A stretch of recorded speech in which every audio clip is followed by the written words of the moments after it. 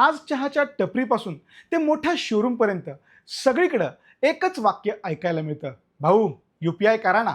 खिशात पाकिट नसलं तरी चालतं, पण मोबाईल हवाच.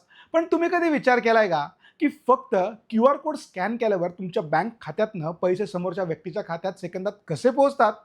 UPI नक्की कसं काम करतं? चला त्याबद्दल अधिक सोप्या शब्दात जाणून घेण्याचा प्रयत्न करूयात. सर्वात अगोदर पाहूयात UPI म्हणजे नक्की काय. UPI म्हणजे युनिफाईड पेमेंट्स इंटरफेस. भारताच्या या डिजिटल क्रांतीची निर्मिती NPCI म्हणजेच national payments corporation of India या संस्थेने केली आहे. पूर्वी कोणाला पैसे पाठवायचे असतील तर त्याचा खाते क्रमांक, IFSC कोड टाकावा लागायचा आणि लाभार्थी ॲड होईपर्यंत वाट पाहावी लागायची. आता मात्र फक्त मोबाईल नंबर किंवा QR कोडनं काम सोपं होतंय. पैसे ट्रान्सफरची सुपरफास्ट प्रक्रिया.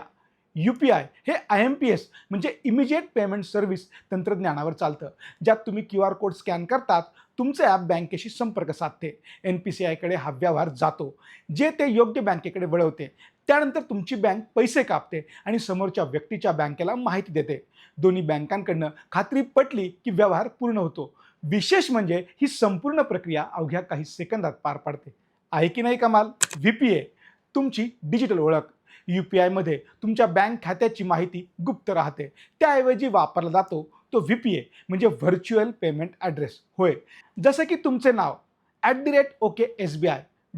हा तुमचा डिजिटल पत्ता आहे, जो सुरक्षितपणे पैसे देवाणघेवाण करण्यास मदत करत असतो. पण याहून पुढचं पाऊल म्हणजे आता UPI फक्त पैसे पाठवण्यासाठी उरलेलं नाहीये. ICD इंटरऑपरेबल कॅश डिपॉझिट या नवीन सुविधेमुळे तुम्ही आता डेबिट कार्डशिवाय ATM मध्ये पैसे जमा करू शकता. यासाठी ATM वर जाऊन कॅश डिपॉझिट निवडा, स्क्रीनवर दिसणारा QR कोड स्कॅन करा, मशीनमध्ये पैसे टाका आणि तुमच्या खात्यात ते जमा होतील. UPI वरील व्यवहार जरी काही सेकंदात, मिनिटात पूर्ण होत असले तरी फ्रॉडचं प्रमाणही वाढले. त्यामुळे सुरक्षेसाठी काही गोष्टी नेहमी लक्षात ठेवा. यात पैसे मिळवण्यासाठी कधीही पिन टाकावा लागत नाही. कोणी पिन टाकायला सांगितला तर समजून जा तो फसवणूक करत आहे. स्कॅन केल्यावर समोरच्या व्यक्तीचं नाव नक्की तपासा. स्क्रीन शेअरिंग ॲप्स वापरताना काळजी घ्या. अनोळखी लिंकवर क्लिक करू नका आणि सर्वात महत्त्वाचे म्हणजे नेहमी अधिकृत बँकिंग ॲप्सच वापरा. तुम्हाला ही माहिती कशी वाटली आम्हाला कॉमेंटमध्ये नक्की सांगा.